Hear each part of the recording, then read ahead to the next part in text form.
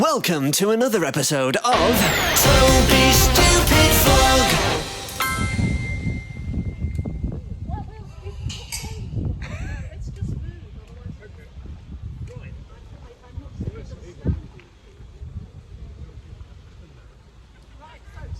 Happy birthday, dear Walter. Happy birthday to you. Yay! It's the important question that everyone was wanting. The Savill Garden in Windsor Great Park, which is very peaceful. It's just reopened this week, I think. Isn't it? Yeah? Amelia's confused because we don't know what this tree is. It does say here, oh, it's a snow. It's a Nothophagus dombevi. Anyone ever heard of that? I haven't. I'll have to look it up.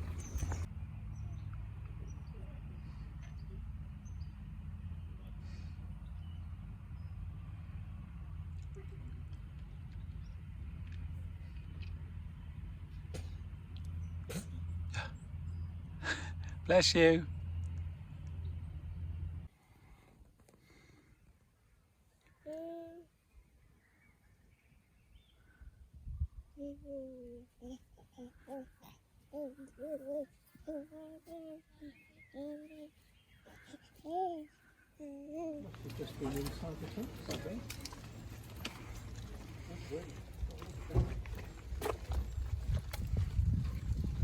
Glad that's not my car. That tree must have come down in the last 24 hours. It hit a BMW as well, which just got a massive smash on the windscreen. But that car's gone. Anyway, come for a little walk with the little one. Just going through Richmond Park. I've already seen one attack helicopter go over, and now there's two more. Let's try and zoom.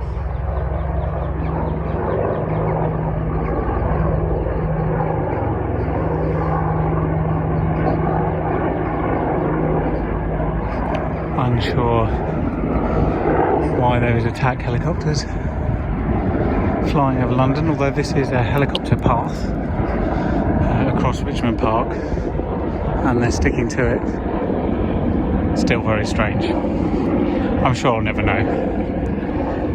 Anyway, it's been a very mixed day in terms of weather. I've had some nice weather this morning, then torrential downpour. Now it's beautiful, but look, that over there doesn't look so great, and I'm sure that's coming for us shortly, so I better keep going. Hi again, it's another day. We're doing the reverse of yesterday's walk. What I didn't show you yesterday was the other car, which got that. But suffice to say that this is still the most photographed car in Sheen at the moment. They've sort of chopped most of it out, but that branch has like completely squashed it. It's amazing. Good evening. It's Thursday and I've come for a walk because I haven't managed to get one in all day. Largely because today's been very wet, and when it finally dried out was when we decided to go shopping, and Amelia fell asleep just before Crystal got out the car to go to Asda, and then I drove Amelia around for 45 minutes to keep her asleep because she hadn't had a proper nap and she woke up lots of times in the night. You know, normal parent problems. Anyway, the long and the short of it is, because of that, I haven't had a walk, and now I've got a walk because it's a lovely evening and it's quite warm and it's really nice to walk in this light, so that's what I'm doing. So I don't know what week of lockdown it now is, but I'm 12, rough guess, and it's been about 12, probably week 12, something like that. And then of course the week before was the week that things were kind of half locked down, and I went to see William Shatner, which is the last, I consider the last day of normality, March 16th. Anyway, yeah, so lockdown's been going on for ever. And it's now obviously it's being relaxed right now, and you know you can go out and you can meet up in groups of 6, and the rules are completely nonsense, and nobody's obeying them, and it's an absolute shambles. Anyway, ignoring the politics for a moment, there's only 2 things I've really missed in lockdown, and that is number 1, being able to go out somewhere to have a meal. Don't get me wrong, I don't think that the restaurant should have been open during this time. I'm not suggesting that any of what I suggest, anyone I'm about to talk about, should have been able to be possible. I'm just saying I missed it. So, firstly, was going out to have a meal, like being able to go out for brunch at the weekends, taking Amelia, have a nice meal somewhere, go to a pub. Really missed that, much more than I thought I would. And the second thing is the ability to travel. And by travel, I mean beyond the borders of the United Kingdom. Had lockdown not happened, or had COVID not happened more precisely, I would have gone to Paris twice in March, and Basel at the start of June, and there's some other possibles in there as well. And then a holiday, obviously, in Valencia in April, so I would have been out of the country 4 times already. And as I've talked about before, I'm very European and very much enjoy seeing the other countries of the Union, and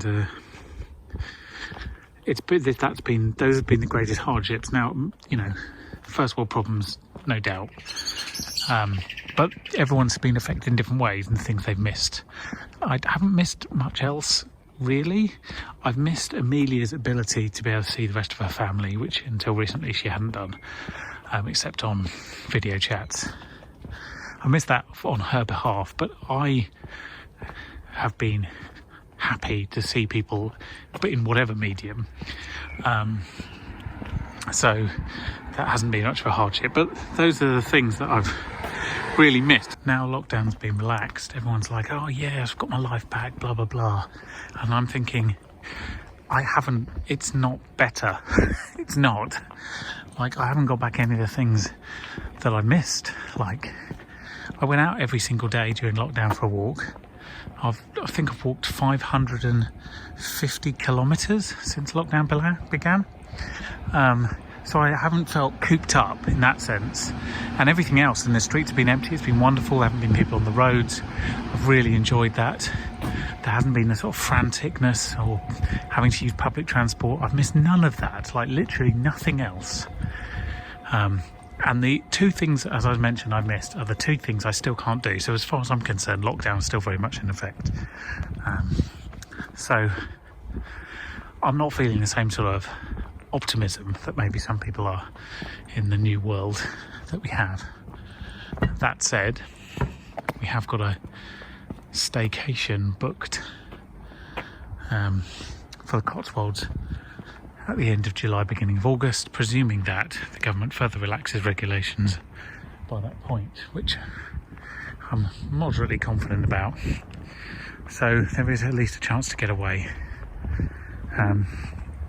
But yeah, I still think this is a pretty horrible situation, and only compounded by the fact that it feels like everyone's endured a hardship of some sorts, rightly so, but for no real useful benefit. Like this hasn't been used in a very positive way by the government. They've missed every opportunity to do things right, and screwed it up. And so everyone's been locked down, but still there's over 60,000 people have died. That doesn't seem like you've used your lockdown very wisely.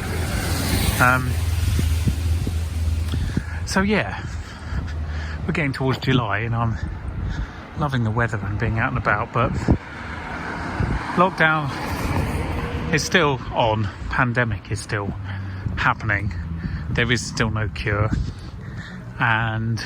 or vaccine, and until there is, life isn't really normal again, and that's the frustration, I suppose. I was quite happy to endure the 12 weeks as they initially suggested, but here we are at the end of it, and it doesn't feel any different. the long and the short of it is, I think I'm probably finally feeling a frustration that a lot of people felt at the very beginning, and I'm just 12 weeks behind everybody else.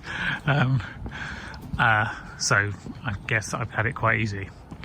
I'm still optimistic that we'll be able to travel to some places in Europe this year, and I hope so, because I have a 40th birthday present that I want to cash in and take Amelia to her other country of nationality. So he's hoping that comes off, and to be honest, I'd quite like to drive to France before then, but I don't know whether that's going to actually be possible. Amelia, excuse me, young lady, are you a bit too cool to be here?